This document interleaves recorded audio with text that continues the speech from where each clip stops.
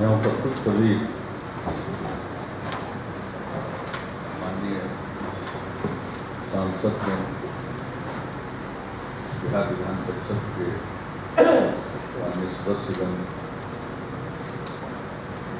पटना प्रमंडल के सभी माननीय विधायकगण,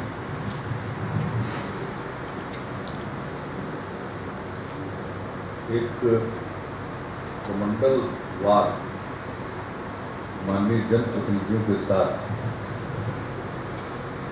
बैठक का हमने कार्यक्रम रखा और ये आखिरी बैठक है पटना प्रमंडल की। बाकी सभी प्रमंडल में इसी प्रकार से माननीय जनप्रतिनिधियों के साथ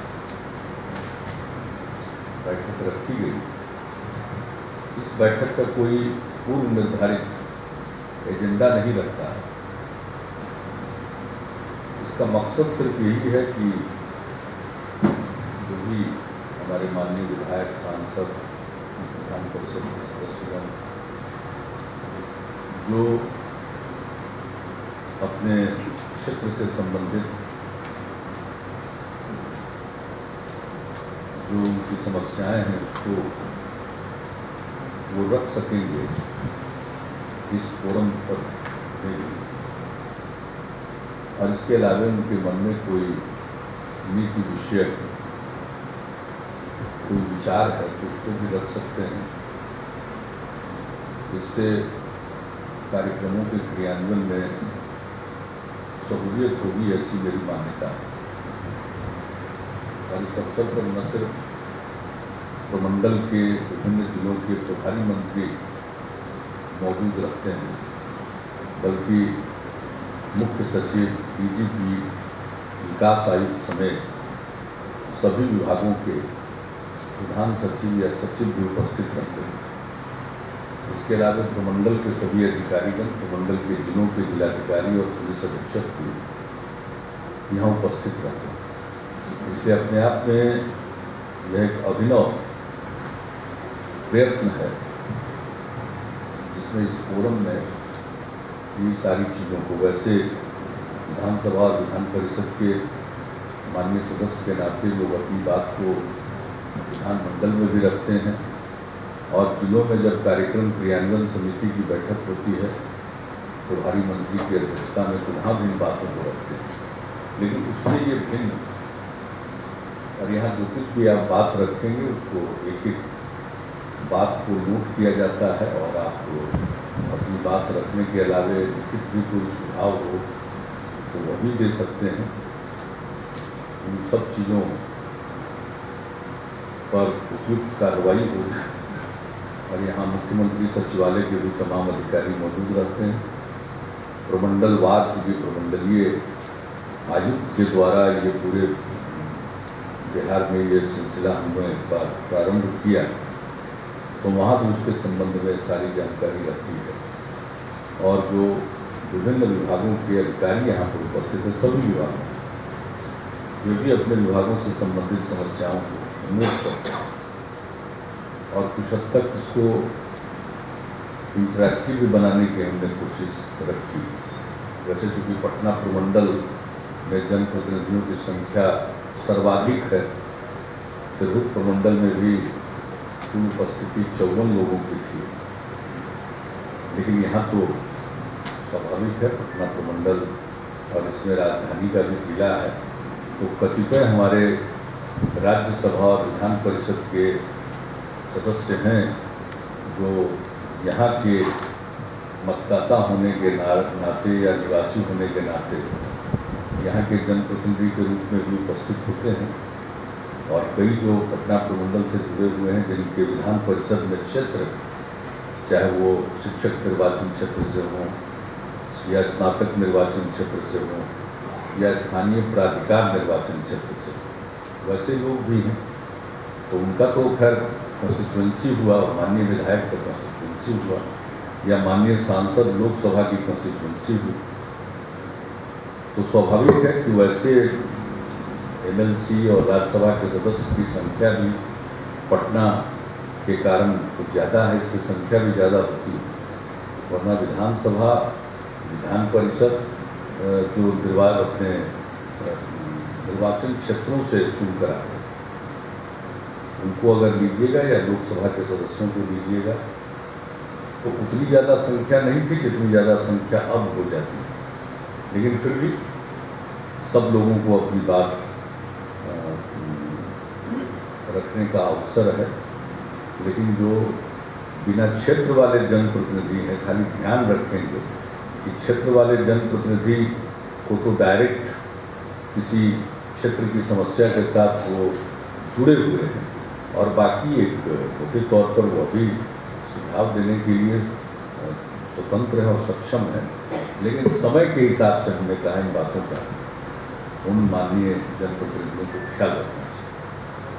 तो यही इसका फॉर्मेट है और जो आप बोलेंगे वो भी नोट होगा और जो लिख कर देंगे उस पर भी कुछ कार्रवाई होगी और इसकी सूचना जो भी उसके ऊपर एक्शन लिया गया इसकी सूचना भी आपको प्रदान की जाएगी संबद्ध विभागों के द्वारा और समेकित तौर पर भी इकट्ठा करके एक समेकित तौर पर भी सूचना देने का प्रयत्न होगा। तो किसी भी विषय पर आप जो उचित समझें आप अपनी राय रखें, लेकिन सिर्फ संख्या को देख लीजिए और इस हिसाब से समय की सीमा भी स्वयं निर्धारित करिए। मैं कुछ समय की सीमा निर्धारित नहीं करता, लेकिन कहीं भी हमने समय की सीमा निर्धारित नहीं की।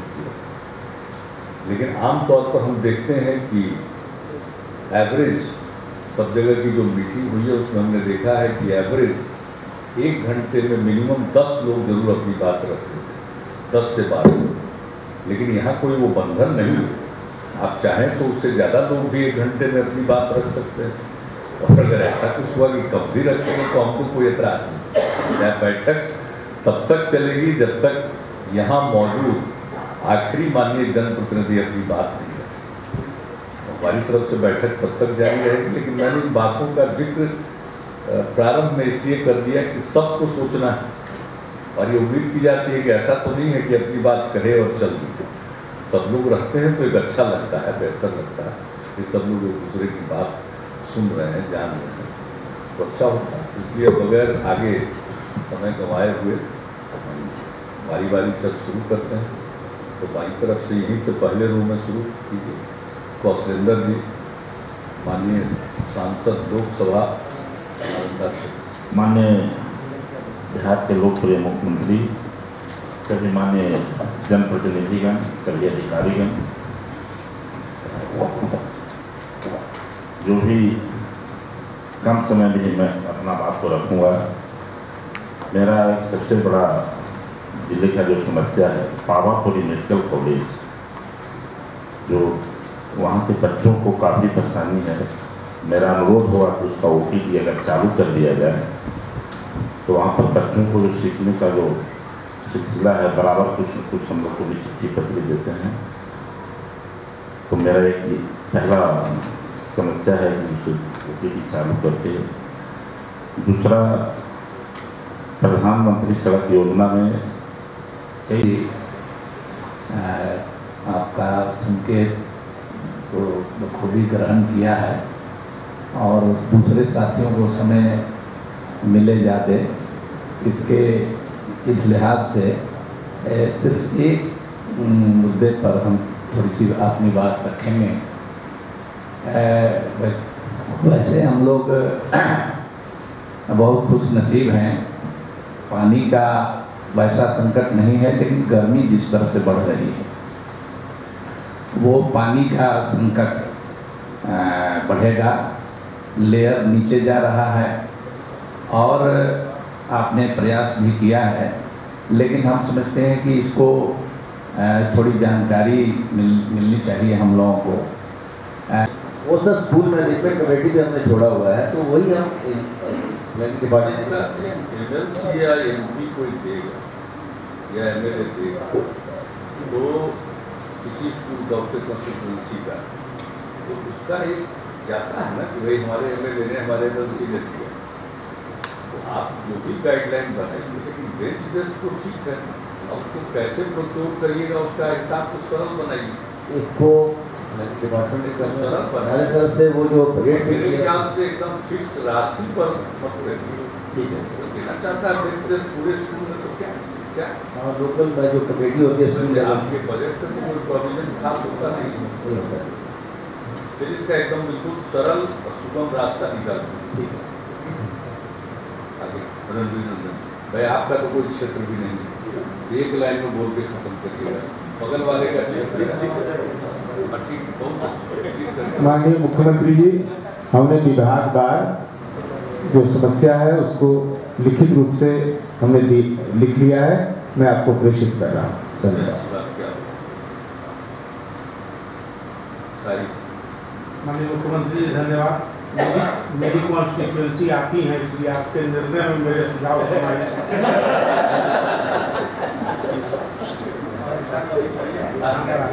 एक बार ऐसा भी नहीं करना चाहिए, तो बताइएगा क्या चीज में क्या होना चाहिए, अपने अनुभव को शेयर कीजिएगा। नीतीश कुमार जी, बिहार सरकार के मंत्रीगण, टाइम सेविंग के लिए कहेंगे कि थोड़ा ध्यान रखें, सभी माननीय सदस्य, कभी एक स्किप कर जाएंगे, नहीं हमारा बिहार सरकार के सभी वरिष्ठ पदाधिकारी, पहले ही मुख्यमंत्री जी का संकेत मिल गया है, क्षेत्र नहीं है, हम लोग तो कम ही बोलेंगे, विकास लाइन बोल के खत्म कर लेंगे।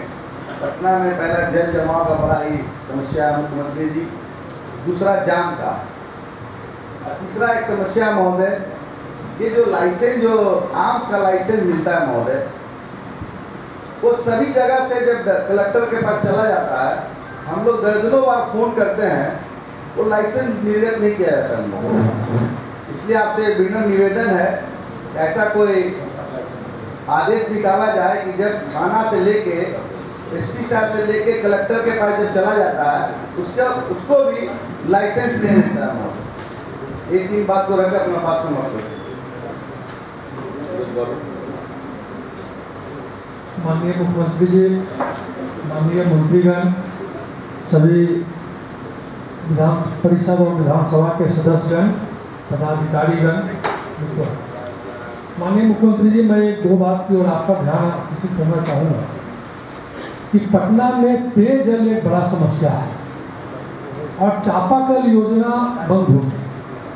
14-15 और 15-16 का भी चापाकल आज तक नहीं लगा, जिसके टेंडर हो गए थे वो भी चापाकल नहीं लगा। डीएम साहब के यहाँ जब बैठक होती थी उसमें भी यह बात उठाई गई, लेकिन चापाकल आज तक नहीं लगा। 3 साल पहले पटना में पेयजल के लिए योजना बनी, 1 साल चल के बंद हो गई। जिस एजेंसी को मिला था उसने 5% काम किया, ऐसा उसके वेबसाइट पर, लेकिन उसका 10% पैसा निकाल लिया गया।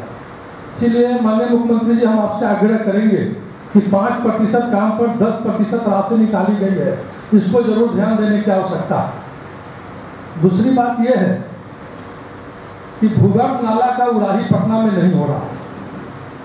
एक दिन के थोड़े से बरसात में पटना में पानी जम गया, कंकड़बाग की स्थिति और दयनीय है।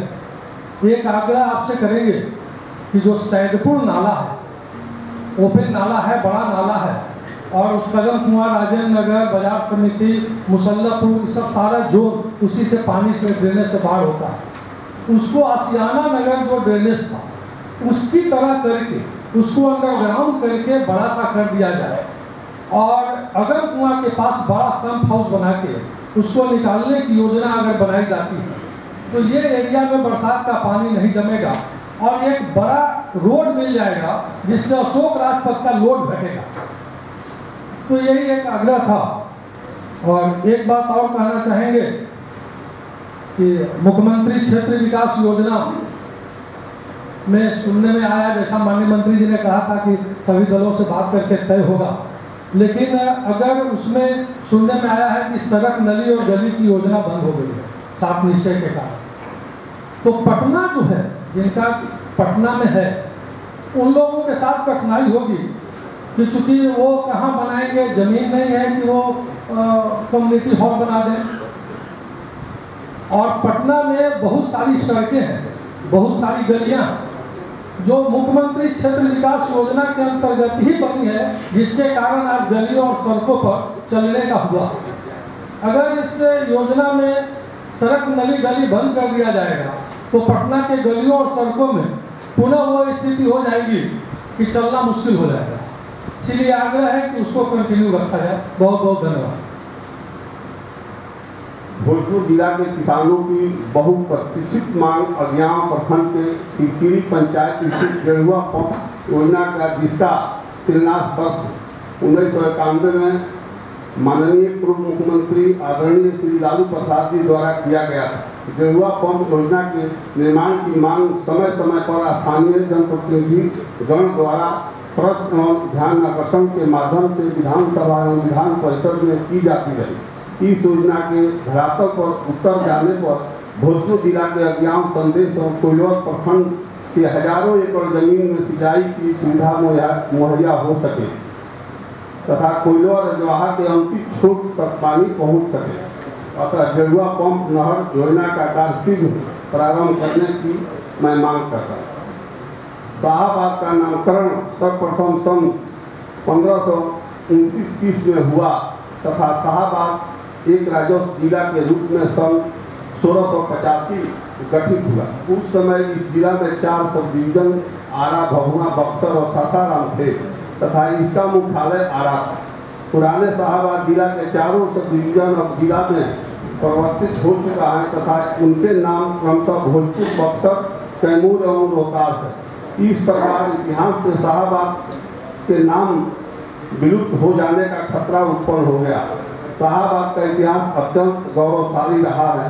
शाहबाद शेषशाह सूरी कादम्बरी के रचनाकार कवि बाण भट्ट, वीर बांकुड़ा बाबू, कुंवर सिंह, शहीद कवि कैलाश बाबू, निशान सिंह, पूर्व रेल मंत्री डॉक्टर राम सुभष सिंह, उप प्रधानमंत्री बाबू जगजीवन राम जी, न्यायमूर्ति भुवनेश्वर प्रसाद सिंह, माननीय पटना उच्च न्यायालय के प्रथम मुख्य न्यायाधीश सर ज्वाला प्रसाद, विश्व प्रसिद्ध साहनाई वादक, भारत रत्न बिस्मिल्ला खान की धरती रही। कमिश्नरी की वकालत करते हैं, इतना लंबा का भूमिका करें ना शाहबाद कमिश्नरी बना बड़ी इतना लंबा का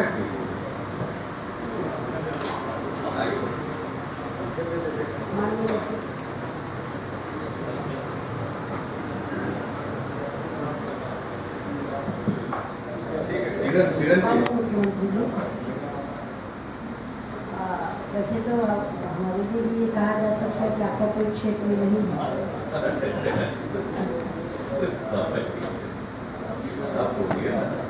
लेकिन एक दो बातों की ओर ध्यान दिलाना चाहती हूँ कि मैनपुरा और पाटलिपुत्रा का जो क्षेत्र है ये अभी तक ग्राम पंचायत के अंतर्गत था। तो इन क्षेत्रों की स्थिति बड़ी 4-5 पंचायतों की त्रिशंकु किसी हो गई है। उनको अर्बन एरिया में नोटिफाई कर दिया गया है लेकिन वो सुविधाएं उनको नहीं दी जा रही हैं। न पूरी तरह से कूड़ा का उठाव हो रहा है, न नालियों को उड़ाही हो रही है। अर्बन हो गया, एक बात तो हम लोग पहले कर दिए थे 6 साल पहले, लेकिन वो शायद सुप्रीम कोर्ट में मामला गया हुआ, लेकिन फिर हो गया है जी। अर्बन हो गया तो अब नगर निगम को उसको पिकअप कर देना चाहिए पूरी तरह, तो वो काम नहीं हो पा रहा है। तो ना पंचायत वाली सुविधा न नगर निगम का लाभ। पाटलिपुत्र कॉलोनी बहुत पॉश कॉलोनी नहीं है। बताइए उन्होंने जो पंचायत से लिए हैं क्या अगले चुनाव के तक हो पाएगा, क्या होगा? अब समस्या खत्म होगी। पंचायत चुनाव की वजह से ये हुआ था कि जब तक क्योंकि उनका कंटिन्यू कर रहा था तो उसमें हाईकोर्ट ने भी बोला था कि जब तक उनका कंटिन्यू कर रहा है आपका कोर्ट ऑर्डिनेंस कैसे कर दे। तो अभी पंचायत चुनाव के बाद उनका खत्म हो जा रहा है जो पुराने वाले थे। तो अर्बन लोकल बॉडी आप पंचायत का चुनाव तो नहीं होता? नहीं सर। तो वहाँ वो जो नालियों की उड़ाई वगैरह का काम शुरू हो जाना चाहिए मेरा याद रहे, और कूड़ा भी गलियों से उठाया जाए कॉलोनी के क्षेत्र से भी। दूसरा ये है कि पाटलिपुत्र कॉलोनी अभी तक पूरी तरह से वो एक रिहायशी कॉलोनी रही है, तो उसमें अब व्यावसायिक प्रतिष्ठान न पूरी तरह से जैसे और बाजार और मोहल्ले हैं वो स्थिति न रहे, उसका वो रिहायशी स्टेटस जो है रेसिडेंशियल स्टेटस वो बना रहे जो कॉलोनी के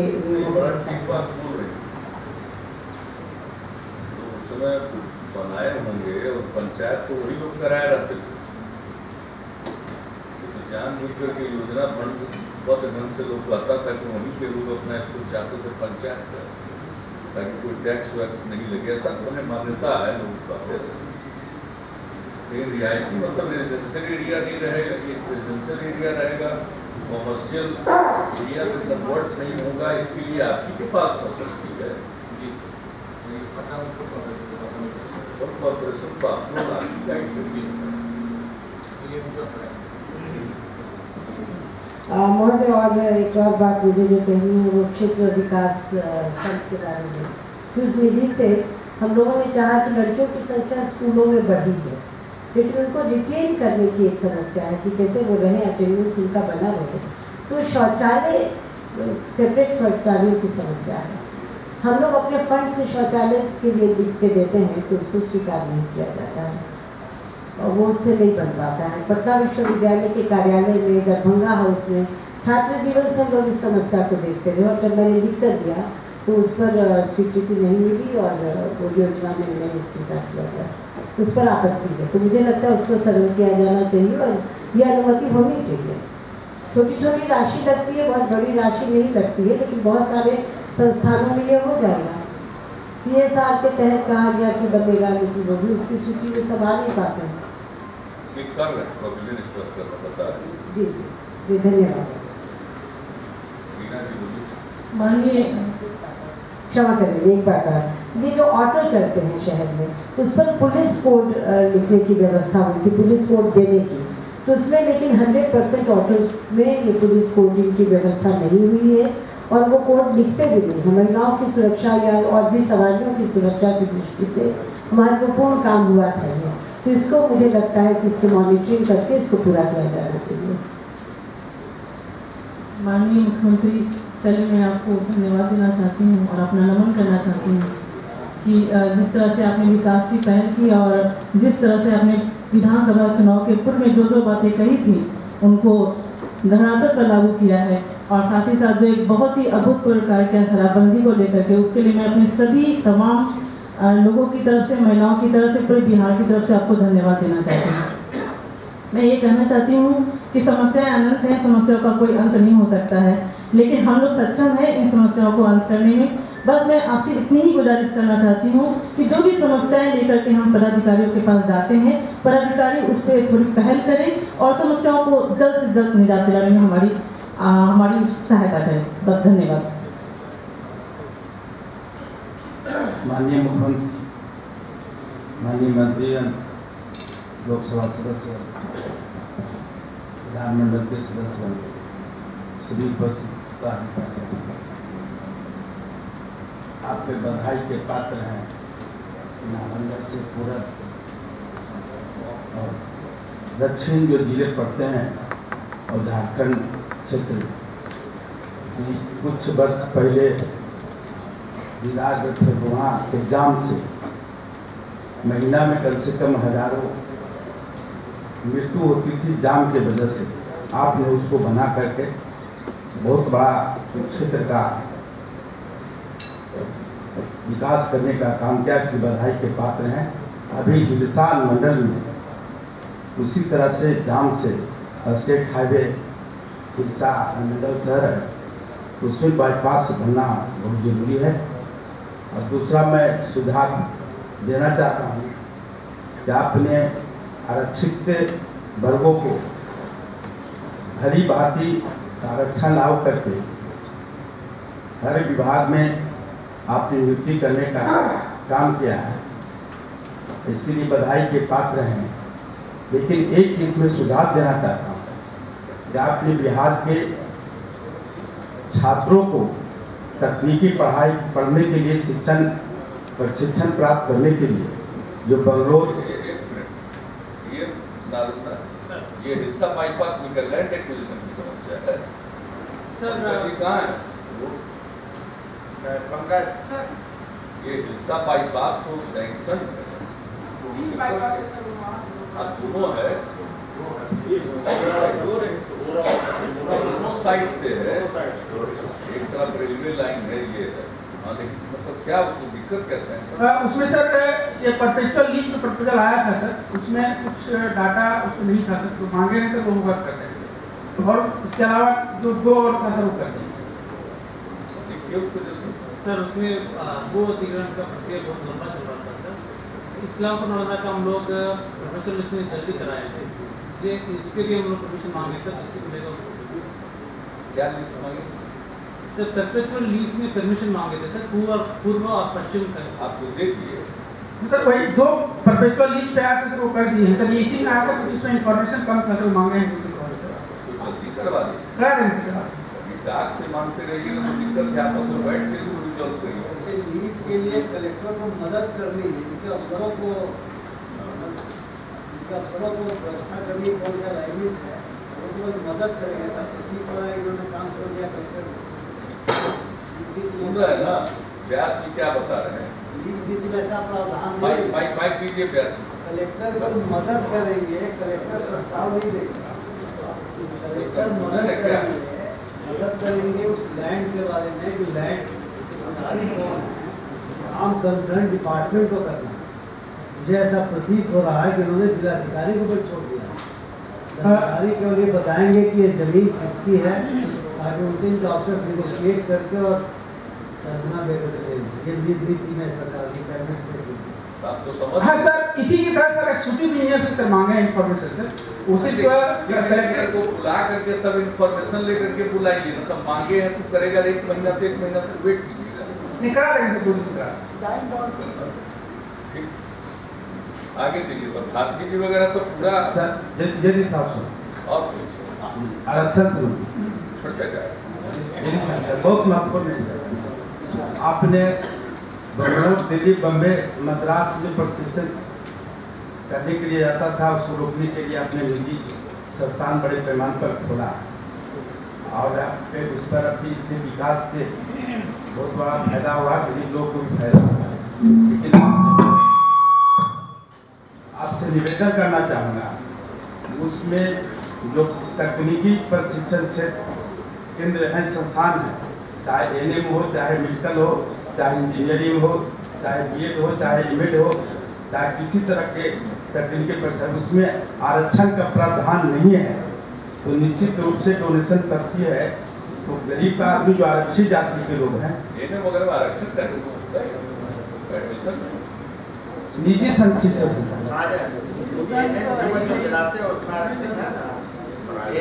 पढ़ाई सर वो निजी में नहीं है, गवर्नमेंट में है, गवर्नमेंट वाले में है। निजी शिक्षण निजी प्रशिक्षण शिक्षण तो उसमें प्रावधान आरक्षण का किया जाए। इसलिए कल जिस रूप बहाली आप कीजिएगा तो आरक्षण दीजिएगा, प्रशिक्षित लोग को खोजेगा तो अच्छी जाति। ये राज्य सरकार के डोमेन में है क्या? नहीं है, नहीं है तो कोई बात है ठीक भाई। अभी सबसे पहले तो भारतीय माइक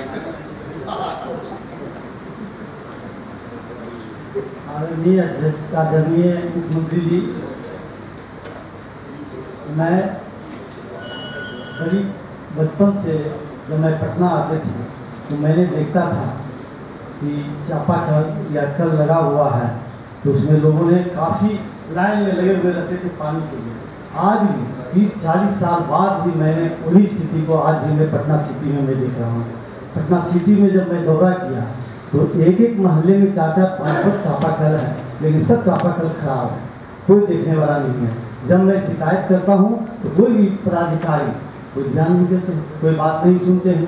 सबसे बड़ी दिक्कत ये है कि कोई भी मेंबर, कोई भी माननीय, यदि कोई भी चाहे वह पुलिस अफसर हो, चाहे वह कोई भी और भी पदाधिकारी क्यों नहीं हो, शहर में अगर चापाकल लगा हुआ इनके चीज में ये चीज है कि नगर विकास ही करता है। ये जितने माननीय सदस्यों की अनुशंसा से वो पीएचडी करता है।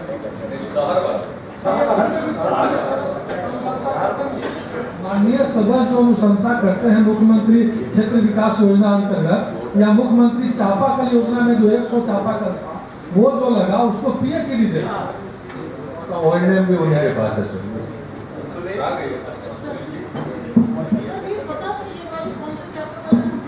बताने का आपका नीचे एजेंसी क्या है?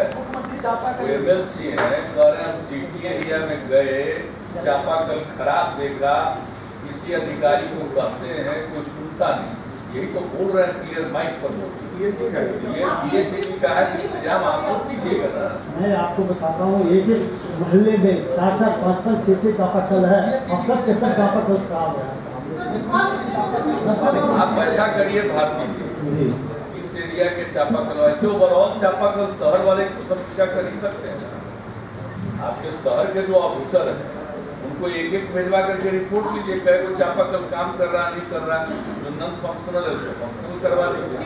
एक तो ये कर ही सकते हैं, और बाकी आपके जिनमें मोहल्ले का नाम और जगह बता दीजिएगा स्तर, तो उसको ठीक करने में सहूलियत हो जाएगी।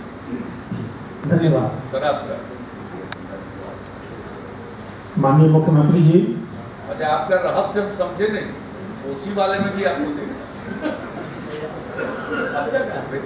कैसे आपका दोनों जगह से मुझे आमंत्रित किया गया, कोसी प्रमंडल से भी और पटना प्रमंडल से भी। विषय कि 2 जगह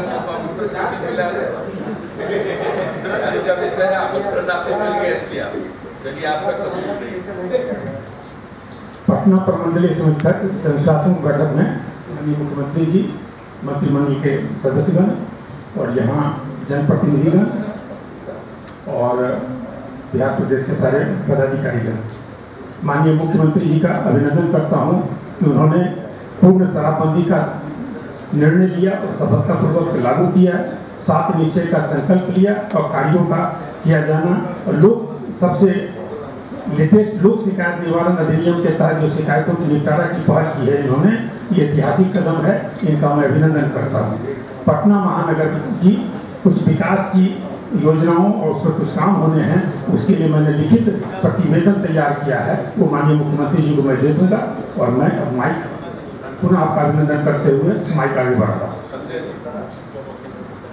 आदरणीय मुख्यमंत्री जी, मैं बिना समय लिए अपने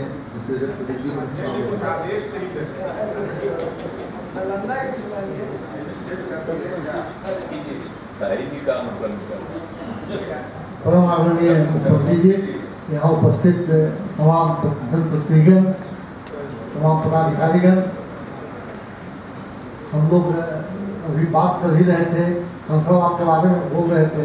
एक साथी कंकड़बाग में भूगत नाला का कार्य चल रहा है, लेकिन ऐसी स्थिति उत्पन्न हो गई है कि लगता है कि बरसात में काफ़ी दिक्कत हो। हम श्रीमान से आग्रह करेंगे कि उस पर पदाधिकारियों को निर्देश दिया जाए कि जल्द से जल्द उस कार्य को संपन्न कर दिया।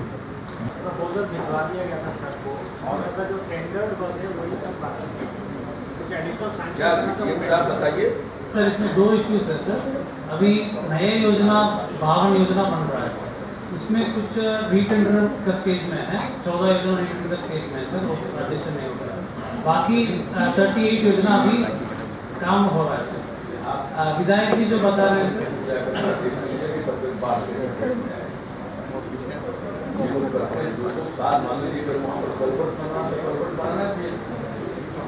छोड़ देगा, प्रभारी सचिव बोल रहे हैं कि भेज दिया गया, डीएम सारा भेज दिया गया, कहाँ लेकर के बैठे इधर हो गए तो सेंटर का क्या वैल्यू है? बरसात को पहले नहीं पड़ेगा। उनका जो कंसर्न है वो सबका कंसर्न है, एक बार अभी से आएगा। वो जिस एरिया से है उसी एरिया में सबसे अधिक नालंदा डिस्ट्रिक्ट में बाढ़ का प्रभाव होता है। जो बता रहे हैं सीरियसली कल ही जाइए, देखिए